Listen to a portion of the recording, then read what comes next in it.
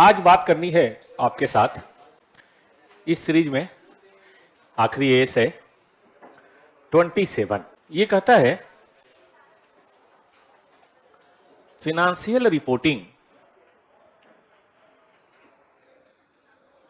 Of interest in joint venture.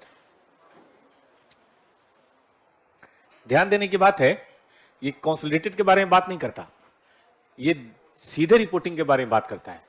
इसका मतलब इसमें हम सेपरेट भी पढ़ेंगे और कंसोलिडेटेड भी। एज 23 क्लियर था कि भाई देखो हमें सिर्फ मतलब है कंसोलिडेटेड से, लेकिन इसमें कंसोलिडेटेड वर्ड नहीं है। इसका मतलब ये दोनों की बात करेगा, सेपरेट की भी और कंसोलिडेटेड की भी। चलिए कोई बात नहीं, इसमें मेन तो यही नया वर्ड है ना, बाकी वर्ड तो पुराने ही है। तो यहीं से शुरुआत करते हैं कि भाई जॉइंट वेंचर क्या है। जेवी ज्वाइंट वेंचर का मतलब है it is a contractual arrangement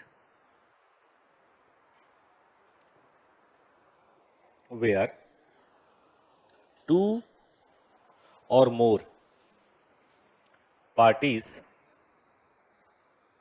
undertake an economic activity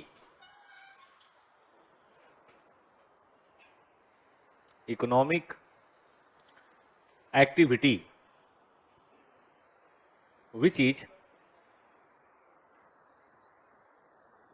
subject to joint control।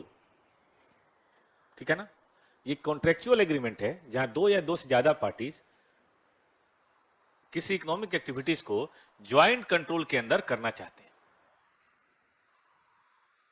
तो कॉन्ट्रेक्चुअल होना जरूरी है, दो या दो से ज्यादा पार्टीज का होना जरूरी है, इकोनॉमिक एक्टिविटीज का होना जरूरी है, लेकिन सबसे जरूरी है कि भाई वो जो काम किया जा रहा है उसका कंट्रोल कैसा है, ज्वाइंट कंट्रोल है, तभी ज्वाइंट वेंचर बोलें। किसी एक का कंट्रोल हो तो ज्वाइंट वेंचर नहीं होगा। अब सवाल ये उठता है कि भाई ज्वाइंट कंट्रोल क्या है, what is joint control. Joint control का मतलब है is the contractually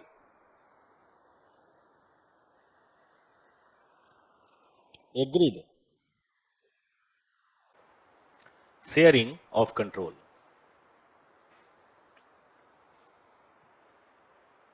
over an economic activity।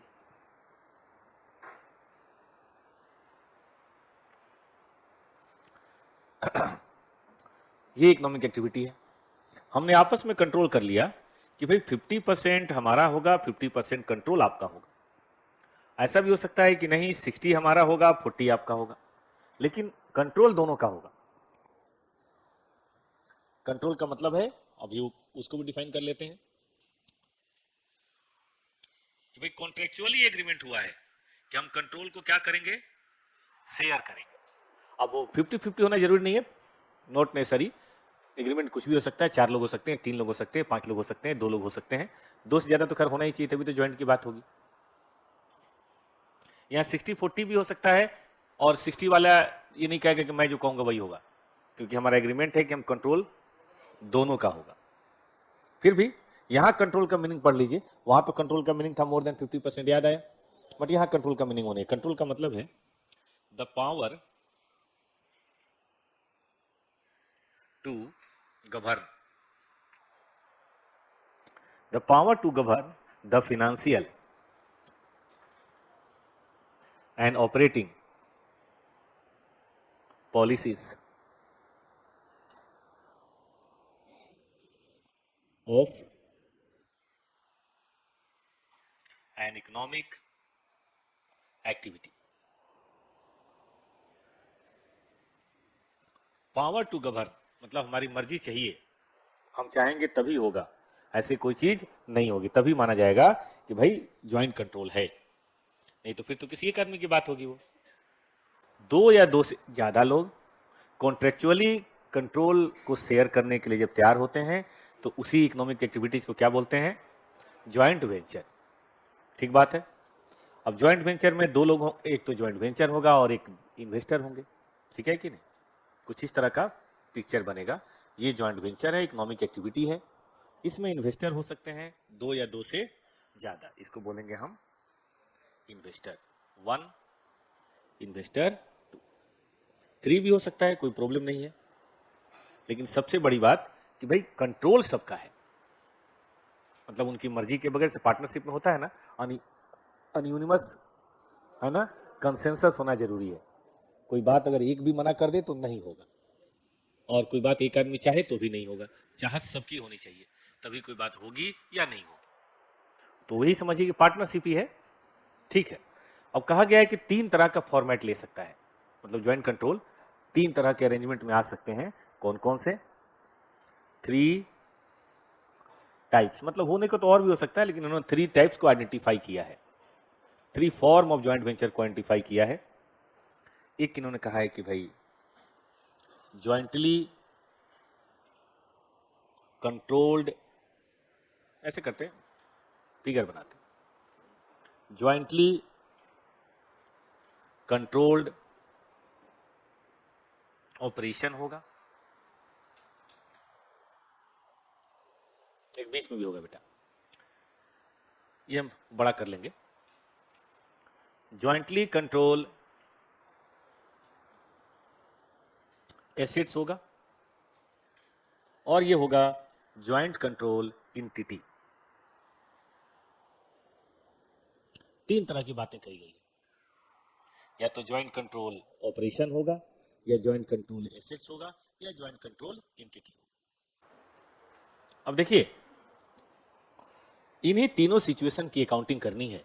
अगर हम ये तीनों सिचुएशन पढ़ लें तो ये एएस खत्म। और अकाउंटिंग कैसे करनी है, अगर उनकी कोई बुक्स पे अकाउंटिंग बन रही है तो उसमें भी देखना है, इन्वेस्टर कैसे करेगा उसको भी देखना है, सेपरेट में भी देखना है और कंसोलिडेटेड। इन्वेस्टर का तो दोनों आएगा, सेपरेट भी और कंसोलिडेटेड भी। तो चलिए पहले एक से शुरू करते हैं, ज्वाइंट कंट्रोल ऑपरेशन। पहला ज्वाइंट, ए नंबर दे देते हैं, कंट्रोल ऑपरेशन। तीनों में वो बात याद रखिएगा, शेयरिंग ऑफ कंट्रोल तीनों में है। ठीक है ना, फॉर्मेट चाहे जो भी हो, शेयरिंग ऑफ कंट्रोल तीनों में है।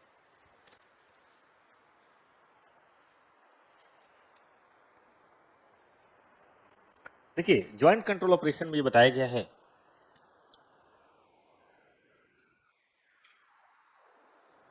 कि use of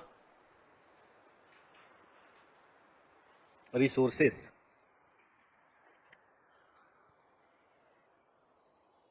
of ventures,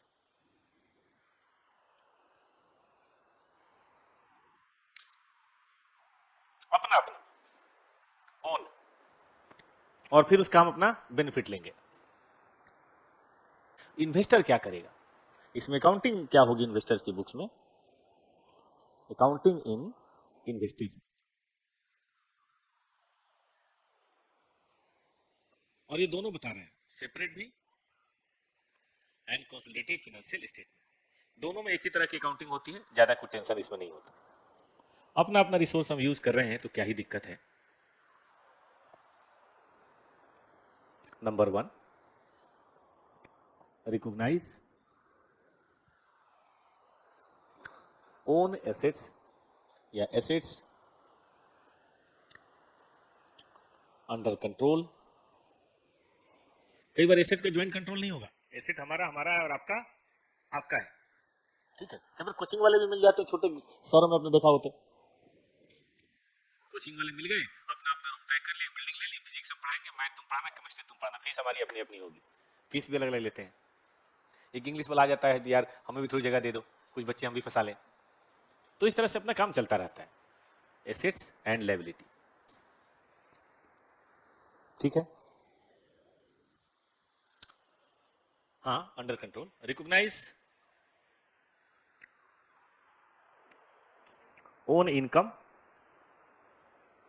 and expenses. ठीक है कि नहीं।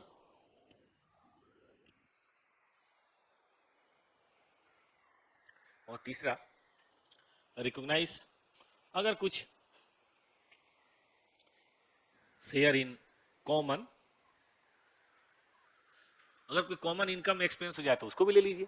जैसे मैं करा था ना कि डिलीवरी वैन कॉमन है, तो भाई देखो डिलीवरी वैन का खर्चा होगा ना दोस्त, उसका भाड़ा होगा, चाहे क्या बोलते हैं वो, ड्राइवर होगा, उसका चार्जेज होंगे, खर्चे होंगे। तो चूंकि सबका काम हो रहा है तो अपना तय कर लेते हैं यार 20% हम दे देंगे, 30 तुम दे देना, 50 वो दे देंगे, इस तरह से अपना कुछ शेयर कर लेते हैं। तो वो शेयर भी तो लेना पड़ेगा ना, क्योंकि इनकम तो उसी एक्सपेंस से हो रही है, मैचिंग कॉन्सेप्ट तो पूरा होना चाहिए। तो देख लो भाई, अपनी अपनी एसेट ले लो, अपनी अपनी लायबिलिटी जो इनकर कर रहे हो, अगर कोई खर्चा कॉमन है तो वो ले लो, बाकी अपना इनकम है, अपना एक्सपेंस तो हमारा है ही है। नंबर 2, नंबर 2 है बेटा, यार ये फिर जल्दी खत्म हो जाएगा, मैं क्या करूंगा। ज्वाइंट कंट्रोल एसेट्स है नहीं, समय कुछ है नहीं, लेकिन वही है कि ना पढ़े तो एग्जाम में दिक्कत है। बताइए, इसमें कोई ऐसी नई बात मैंने बताई, लेकिन एस ने कंफ्यूजन दूर कर दिया कि देख भाई, अगर ऐसा है तो ऐसे ही करना और सारी कंपनियों को करना है। ठीक है बेटा जी। अब देखो इसमें क्या है कि एसेट हम ज्वाइंट कंट्रोल में खरीद रहे हैं। बेचे पुराने, बहुत पुराने जमाने की बात बताते हैं, जब खेती होती थी ना, तो लोग बैल इकट्ठा खरीद लेते थे। हाँ बैल, क्योंकि कॉस्टली होता था उस जमाने में, गांव के लिए वही बड़ी एसेट थी भाई, वही थी ट्रैक्टर जेसीबी। तो एक आदमी के पास पैसे नहीं होते तो इकट्ठा खरीद लिया, 6 महीने हम खिलाएंगे, 6 महीने आप खिलाओगे। और खेती, एक दिन हमारी खेतों में काम होगा, एक दिन आपके, या 4 दिन हमारे खेतों में होगा, 4 दिन आपके खेतों में होगा। और कहीं बाहर गए, भाड़ा मिला तो बांट लेंगे।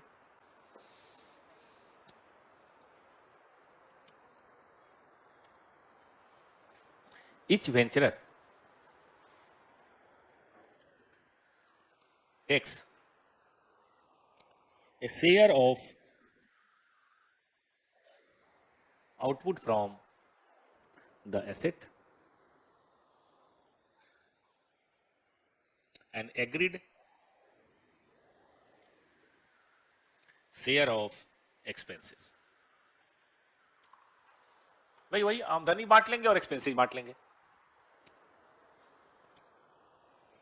लेकिन कोई हमने कंपनी नहीं बनाई, कोई पार्टनरशिप नहीं बनाया, सेपरेट एंटिटी नहीं बनाई कोई। ठीक है बेटा। तो each venturer takes a share of output from the asset and agreed share of expense। अब इसकी अकाउंटिंग कैसे करनी है? अच्छा ये भी कर देते हैं, बट नो एंटिटी या सेपरेट एंटिटी इज क्रिएटेड। कोई सेपरेट एंटिटी हमने बेटा क्रिएट नहीं किया। सेपरेट एंटिटी क्रिएट करते तब तो बात ही अलग हो जाती। अकाउंटिंग,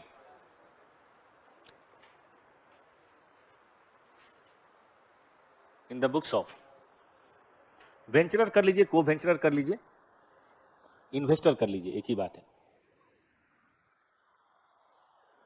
देखिए, share in joint control asset,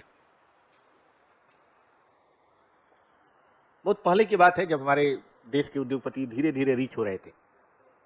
1990-95 की बात है। सुपर रिच नहीं थे, जैसे आजकल तो पत्नी को गिफ्ट कर देते हैं प्राइवेट जेट, लेकिन उस समय इतना वेल्थ क्रिएट नहीं हुआ था। तो उस समय मुझे याद है बिरला, और एक और कंपनी, तीनों ने मिलकर एक प्राइवेट जेट खरीदा था। बड़ा उस समय शोर हुआ था, बड़ा न्यूज था वो, 400 करोड़ का। अब मिलकर इसलिए खरीदा कि उस समय इतने पैसे थे नहीं लोगों के पास। प्राइवेट जेट से क्या होता है कि फैक्ट्रियों में जाने में आसानी होती है, छोटा सा भी वो हेलीपैड टाइप का बना दो तो हो जाता है। तो उनकी फैक्ट्रियां तो अलग अलग हैं, तो जाने में आसानी, कहीं घूमने जाना उसमें भी आसानी, मीटिंग के लिए जाना उसमें भी आसानी। तो मुंबई में रखा था उन्होंने, मुंबई एयरपोर्ट पे, और अपना जहां जाते थे। लेकिन कहे कौन रोज जा रहा है प्राइवेट जेट से, तो वह कि फालतू में पैसे बर्बाद करने से क्या फायदा, तीनों मिल के ले लेते हैं और तय कर लेते हैं कि भाई हम कितने कितने दिन इस्तेमाल करेंगे, पहले से प्लानिंग कर लेंगे, हमें जाना होगा तो भाई हम चले जाएंगे, तुम्हें जाना हो तुम चले जाना। ठीक बात है। तो वो पता है किस चीज का एग्जाम्पल था, ज्वाइंट कंट्रोल एसेट्स का। तो ऐसा कुछ है तो देख लीजिए। अब मान लीजिए उसमें बिरला का था 30%, तो आप अपनी बैलेंस शीट में कितना एसेट दिखाएंगे, पूरा या 30%? 30% ओरिजिनल कॉस्ट, 30% डेप्रिसिएशन। ठीक है, मतलब प्रोपोर्शनल दिखाना है। अगर कोई शेयर इन लायबिलिटीज है तो उसे दिखाइए, शेयर इन इनकम और शेयर इन एक्सपेंस। तो बेसिकली इन दोनों चीजों में ज्यादा दिक्कत नहीं है, बस फर्क यह है कि पहले वाले में एसेट नहीं था तो अपना अपना एसेट था, दूसरे वाले में कॉमन एसेट है तो शेयर दिखा देंगे। भाई देखो क्रेन हमारा 25 लाख का है, हमारा 30% हमारा है तो 7.5 लाख हमारा है, आपका मान लीजिए 40% 10 लाख आपका है, बाकी किसी और का है, अपना अपना हिस्सा दिखाना है। लो बेटा जल्दी जल्दी कर लो। A27 ये देखो,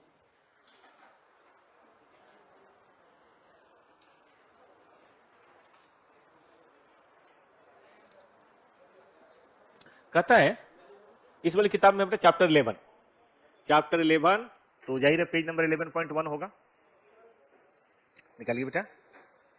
ABC ज्वाइंट वेंचर करते हैं किस बात के लिए? To purchase a land and construct and sell flat. ऐसा तो खूब होता है फिल्म में, बिल्डिंग बनाने में, क्योंकि देखो पैसा ज्यादा है, रिस्क भी ज्यादा है, तो जनरली एक आदमी काम नहीं करता।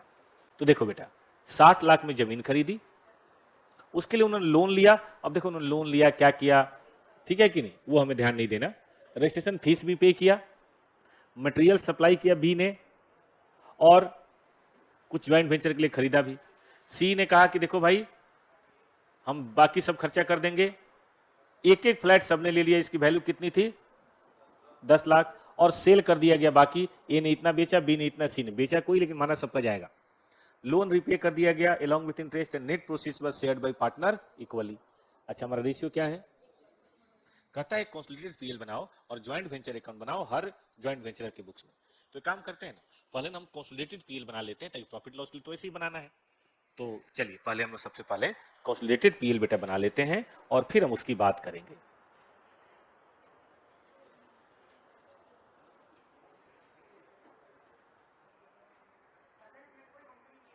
हाँ नहीं, कंपनी नहीं है, बस ज्वाइंट वेंचर है बेटा, उसका बनाना है, नो कंपनी।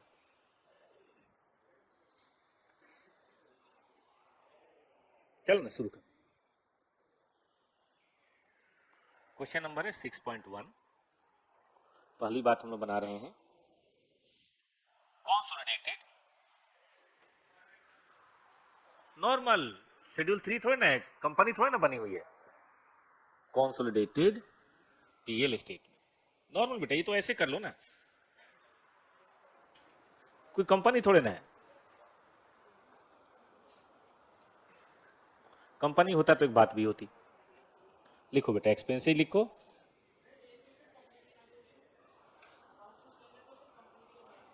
नहीं बाकियों पे भी लागू होते हैं, अप्लीकेबिलिटी पढ़ेंगे हम लोग। और ये जो एस है ना, ये एक तरह का गाइडलाइन है, सबको ऐसे ही फॉलो करना चाहिए। हाँ जो भी कर रहे हैं। चलो बेटा बताओ भाई, परचेज ऑफ लैंड कितना? 60 लाख। बैंक लोन लिया उसका तो नहीं, लेकिन लगता है इंटरेस्ट इसी काम का है, तो इंटरेस्ट भी दे देंगे। इंटरेस्ट कब पे किया?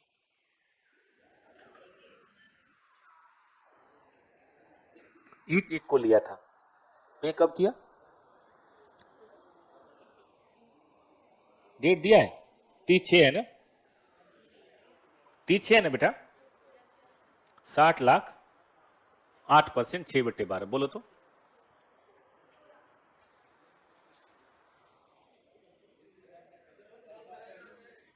फिर अब बताओ 2 लाख आ रहा है। रजिस्ट्रेशन फीस भी बता दो बिल्डिंग का। अच्छा याद रखना ये सब ए ने किया है खर्च। अब बी का शुरू होता है, बी ने ना मटेरियल वगैरह दिया, अपने गोडाउन से दिया, ओन और परचेज। तो देखो खर्चे तो खर्चे ही हैं।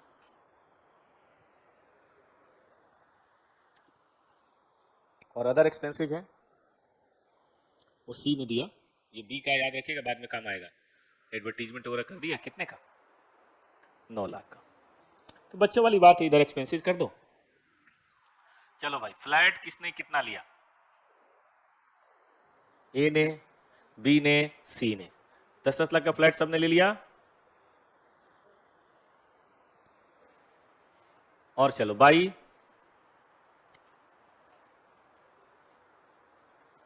सेल, ए ने बेचा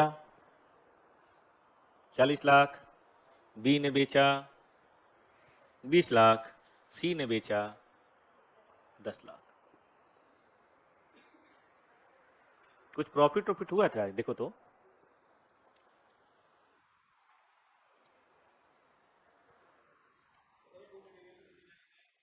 ओन और परचेज, और कुछ अपना है बेटा और कुछ बाहर से खरीदा है।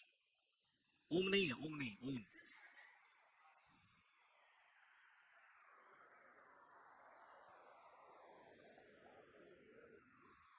कुछ आ रहा है प्रॉफिट की नहीं?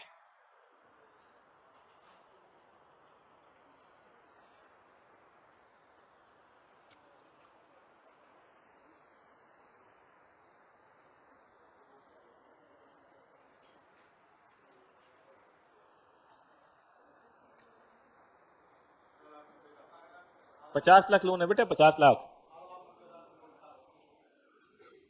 अच्छा, रेशियो क्या है इनका? अरे समझो ना, पार्टनरशिप बना रहे हैं यार। बांटिए तो ए और बी और सी में। छूट गया बेटा, लिखो। हाँ, इक्वली तो बोला है मेरे ख्याल से। बांटिए इक्वली।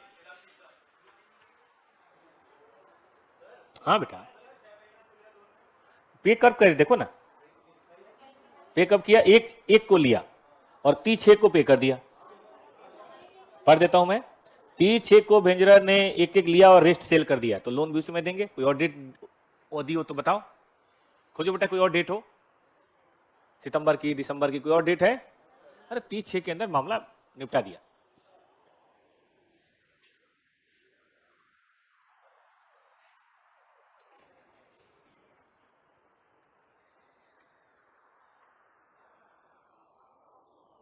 हाँ बेटा, फिर से बोलो। बताओ फ्लैट कहाँ का की आमदनी है, फ्लैट कहाँ का आउटपुट है, इसी ज्वाइंट वेंचर का है ना। तुमने कहा कि हम रिसोर्स मिलाएंगे, आउटपुट शेयर कर लेंगे। अब फ्लैट ले लो, बेच दो। बेच देते तो पैसा आता कि नहीं, समझो ड्राइंग है। अब ठीक है, आपका थोड़ा ना था तो ज्वाइंट वेंचर का ना, तो आपने लिया तो ज्वाइंट वेंचर की आमदनी तो है। चलो अब बनाते हैं ए का अपना, उसको किसको पैसा देना है या पैसा लेना है, जरा पढ़िए तो बेटा ए का कैसे बनेगा। मुझे लगता है ए ने ये सब दिया था, याद है?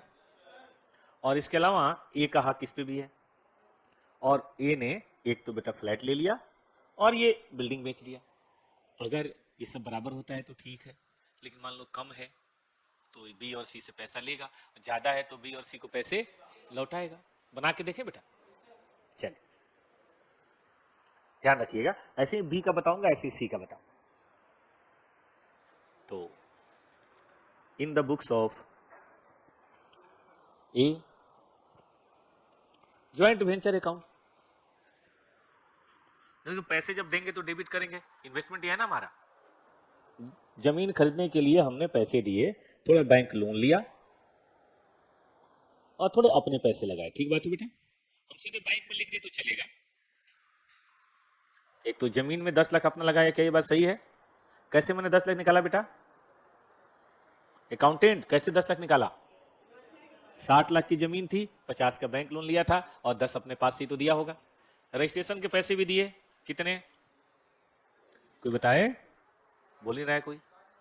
60,000 दिए, बाद में बैंक लोन का इंटरेस्ट भी दिया और हमारा थोड़ा शेयर इन प्रॉफिट भी बनता है।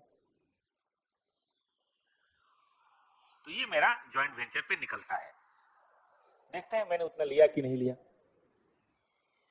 मैंने बेटा एक फ्लैट लिया, कितने का? और मैंने माल बेच के रख लिया। कितना शेयर किया बेटा? अभी भी बात बनी नहीं, मुझे पैसे मिलेंगे। अब बी से मिलेंगे कि सी से मिलेंगे मुझे नहीं पता, बनाने दीजिए। किससे कितना मिलेगा मुझे नहीं पता, टोटल बताएंगे कितना मिलेगा। हाँ निधि बेटा क्या देख रहा है, मैं मिनिमाइज कर देता हूँ। आज गायब है आप, अच्छी बात नहीं है।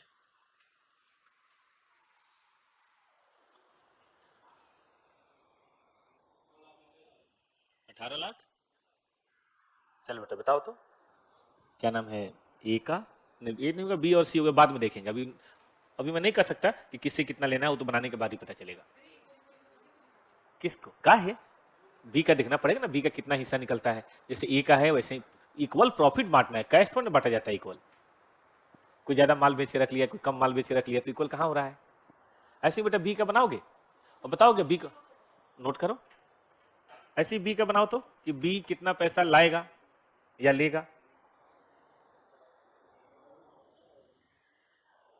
हो गया बेटा। चलिए in the books of B बनाइए तो बेटा, in the books of B क्या लिखते हैं, ज्वाइंट वेंचर अकाउंट।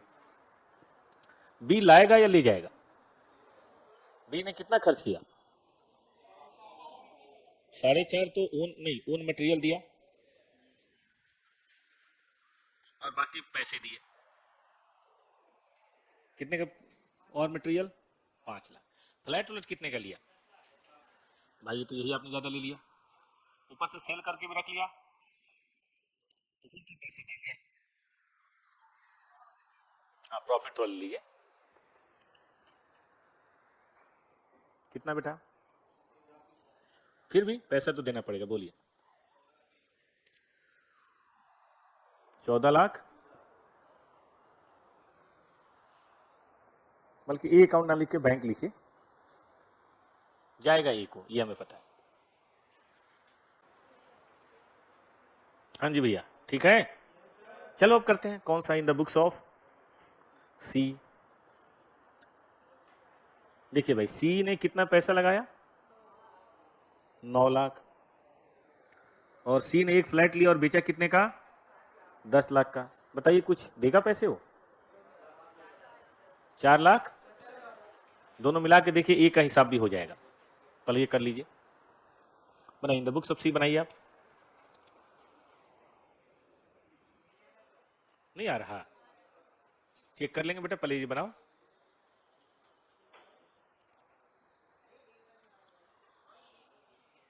पहले ये कर ले बेटा, अभी ए का चेक करते हैं आता है कि नहीं, आना तो चाहिए।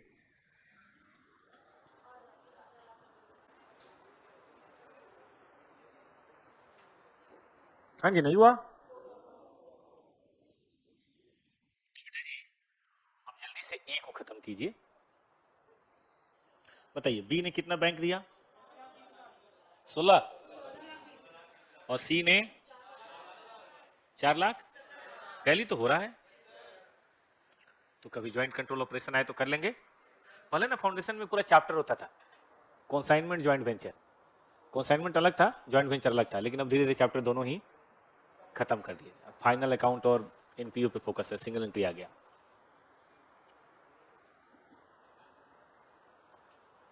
सीडब्ल्यू में अभी भी है, जितने सीएम निकाले जाते हैं ना सब सीडब्ल्यू कहता है मेरे पास आ जाओ, सारे चैप्टर शामिल कर लेता है। हो गया भैया जी। देखिए आखिरी बात है, सी नंबर कॉन्सेप्ट पे आ जाइए, ज्वाइंट कंट्रोल एंटिटीज। अब देखो यहां तो आपने क्या कर दिया, पूरा एक कंपनी बना दिया, ठीक है ना। इसका मतलब establishment of a corporation, partnership,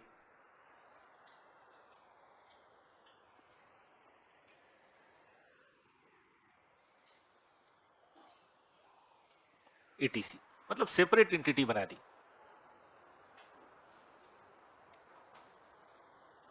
इसका हम आपको बहुत एग्जांपल दे सकते हैं, बेसिकली यही बनाते हैं लोग। जैसे हम लोग बोलते हैं ना आईसीआईसी प्रूडेंशियल लाइफ इंश्योरेंस, ये क्या है बेटा, आईसीआईसी तो एक समझ में आ रहा है कि ये है आईसीआईसीआई, बस इतना ही है कि और भी है, इतना ही है। और एक है प्रूडेंशियल, दोनों ने मिलके इंडिया में एक कंपनी बनाई है जिसका नाम है ICICI prudential life insurance limited. अब ध्यान दीजिए, ये इन्वेस्टर 1 है, ये इन्वेस्टर 2 है, और ये तो एक सेपरेट एंटिटी है। ऐसे बहुत सारे आपको नाम मिल जाएंगे, जिससे पहले था हीरो होंडा 24% था, मारुति सुजुकी 50-50%, ये ज्यादा मिलेगा आपको क्योंकि ये ज्यादा फॉर्मल होता है ना, स्टेबल होता है। जितने कंपनियों के में 2 नाम आपको दिखते हैं ना, समझ लेना वही है, इसका मतलब वही है जिसमें दोनों ने अपनी इन्वेस्टमेंट कर रखी है जम के, कर लिया। अब देखो अकाउंटिंग बहुत ही आसान है। अगर सेपरेट फाइनेंशियल स्टेटमेंट की बात करोगे तो AS13 लगेगा, क्योंकि AS13 तो सब्सिडी पे भी लगता है, याद करो। सेपरेट में तो इन्वेस्टमेंट 1 रुपए करो चाहे 100 करोड़ का करो चाहे 1 लाख करोड़ का करो, आता तो इन्वेस्टमेंट के नाम से ही है। तो वहां लिखेंगे investment in share of ICICI prudential, investment in share of जो भी अपना नाम है मारुति सुजुकी। तो सेपरेट फाइनेंशियल स्टेटमेंट तो बेटा बनेगा, कैसे बनेगा? हाँ देखो आप इसका तो अपना बनाओ ही, सेपरेट फाइनेंशियल स्टेटमेंट पहले तो ये बनेगा ऑफ ज्वाइंट वेंचर, इसका भी तो बुक्स ऑफ अकाउंट बनता होगा, इसके भी तो ऑडिट होते होंगे। दूसरा बनेगा separate financial statement of investor, उसमें कैसे लगेगा? AS13 इन्वेस्टमेंट इन ज्वाइंट वेंचर, ठीक है बेटा। लेकिन कंसोलिडेटेड फाइनेंशियल स्टेटमेंट अगर बन रहा है इन्वेस्टर का, मतलब ICICI कंसोलिडेटेड फाइनेंशियल स्टेटमेंट मान लीजिए बना रहा है, तो वहां पे बताइए कौन सा एप्लीकेबल होगा? AS27 विल अप्लाई, और वो क्या कहता है? वो कहता है यूज प्रोपोर्शनेट कंसोलिडेशन मेथड। एक नई चीज है, सब्सिडरी में हमने 100% कंसोलिडेशन किया था, याद होगा, सारी एसेट लायबिलिटी मान लेते थे, ध्यान है। 21 में केवल प्रॉफिट का शेयर लिया था, इक्विटी मेथड उसको नाम दिया था, इसको क्या नाम दिया? Proportionate consolidation method. ये क्या बला है अभी बात करते हैं।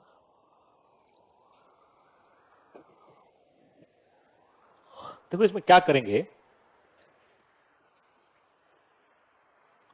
लोग बाग ना अपने अपने हिस्से को लेके चले जाएंगे। मान ली किसी का 40% है, किसी का 30 है, किसी का 30 है, तो अपने अपने हिस्से का एसेट सभी और सारी लायबिलिटीज को अपने में जोड़ लेंगे और इन्वेस्टमेंट नहीं दिखाएंगे। इनिशियल इन्वेस्टमेंट करते समय कोई गुडविल कैपिटल रिजर्व होगा तो उसको दिखा देंगे। तो मैं इसके रूल बेटा लिख देता हूं।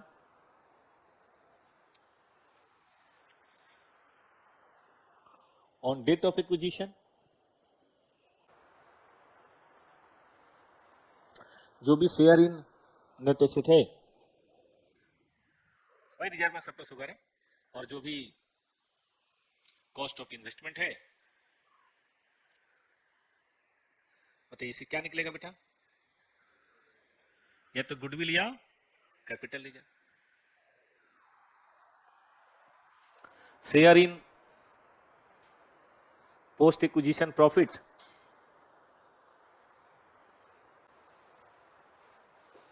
एड इन कंसोलिडेटेड PL, और बाकी add all assets and liabilities of joint venture on line to line basis। लेकिन सबसे बड़ी बात, ओनली परसेंटेज शेयर, मतलब फिक्स्ड एसेट पूरा नहीं लिखेंगे। आपके 30% है तो 30% लिखेंगे, 40 तो 40 लिखेंगे, 20 तो 20। Current asset, stock, debtor, cash पूरा नहीं लिखेंगे। आपका तो अपना पूरा आएगा, लेकिन उसका बताइए सिर्फ जितना शेयर है, चाहे शेयर 10% हो, 5% हो, आई डोंट केयर, जितना उतना जोड़ लीजिए बस, पूरा नहीं लिखना है। याद रहेगा बच्चों को? चलो एक छोटा सा क्वेश्चन देख लो। क्वेश्चन नंबर है 10.1, ए लिमिटेड इंटर इनटू ए ज्वाइंट वेंचर 1:1 बेसिस। मिला? A new company C was termed for the same purpose and following is the balance sheet of all three company, A का, B का, C का। Prepare balance sheet of A and B under proportionate consolidation। देखिए आपको दिखाते हैं हम। देखिए बेटा ये इनका सेपरेट है और ये इनका सेपरेट है। C क्या है? Joint venture.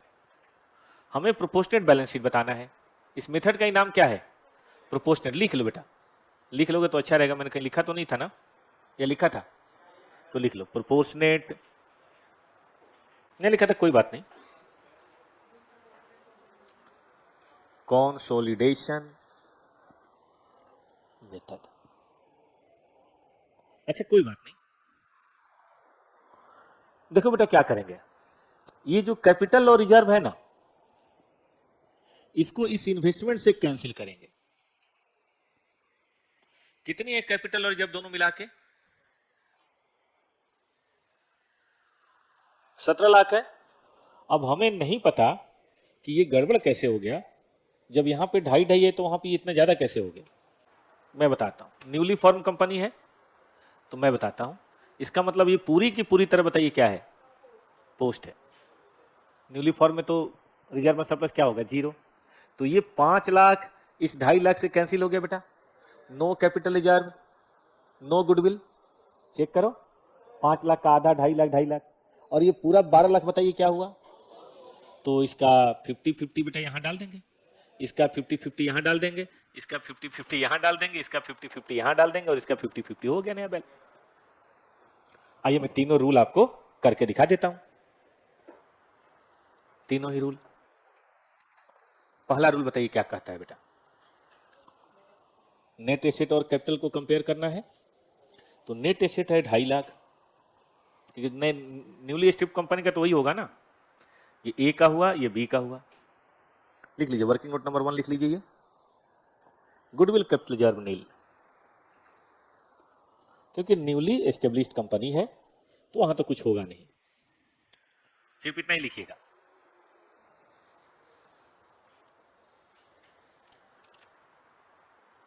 बाकी 2 क्वेश्चन ट्राई कीजिएगा, बन जाए तो ठीक है, नहीं तो कल टेस्ट के पहले हम करा देंगे, तब टेस्ट लेंगे।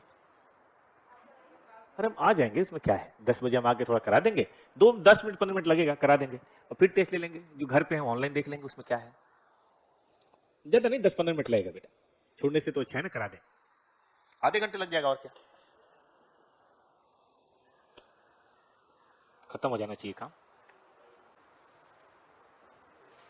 हो गया बेटा जी, चलें आगे।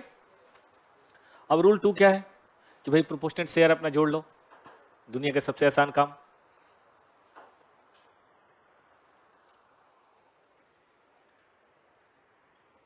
ए का ओन रिजर्व में सरप्लस कितना है, 18 लाख, और बताइए 16 lakh, plus share in post acquisition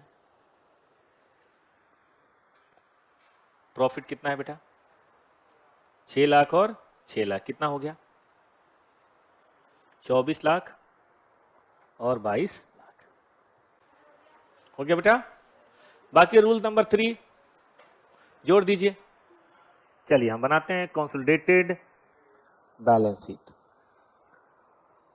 of A limited, क्योंकि वो इकट्ठा बनाना मुझे अच्छा नहीं लग रहा, इकट्ठा बना देगा, 2 कलम में कर दें, एग्जाम में अलग अलग करना, क्योंकि दोनों अलग अलग एंटिटी है ना बेटा।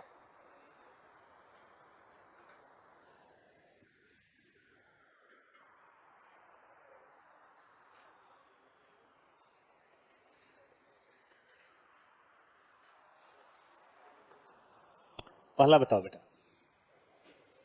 Share holders fund, share capital सिर्फ अपना आएगा, बताइए how much,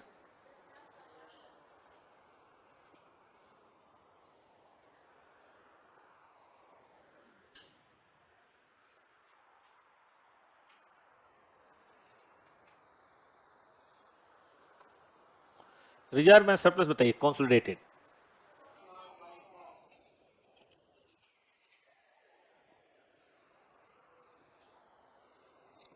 non current liability. देखो बेटा, अपना लोन 3 लाख, उसका 1 लाख, 3 और 1 4, याद रहेगा।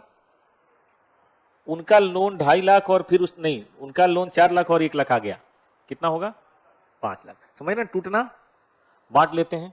कभी ऐसा हुआ कि घर में दोनों भाइयों ने मिलकर कुछ पॉकेट मनी मारा हो या कोई सामान चुराया हो और फिर बांट लिया आपस में, है ना, कहीं से 200 रुपए टिपा हो, बचपन की बात, या कोई बिस्किट का पैकेट चुराया हो घर से और फिर दोनों छत पे जाके, है ना, चल भाई दोनों मिल बांट के खाते हैं, ऐसी नादानियां करी है। बहुत जरूरी है।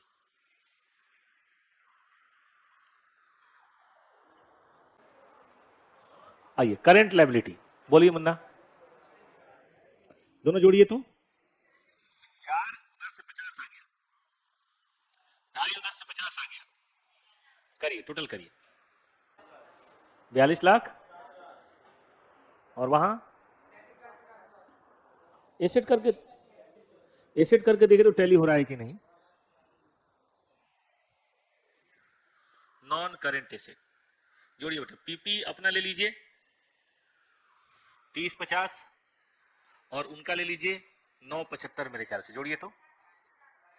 अच्छा मान लो बेटा 60-40 होता तो क्या करते, 60-40 करते, 70-30 होता तो क्या करते, 70-30। बोलिए हाउ मच, 40 लाख। और दूसरे का बताइए बेटा,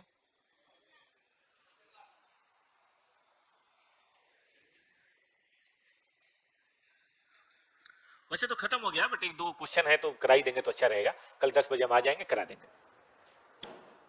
इसी बहाने आप भी आ जाओ, टेस्ट दे लेना। जोड़ो भाई 50,000 को जोड़ो, 2-25 और 1.5, देखो तो टैली हो रहा है,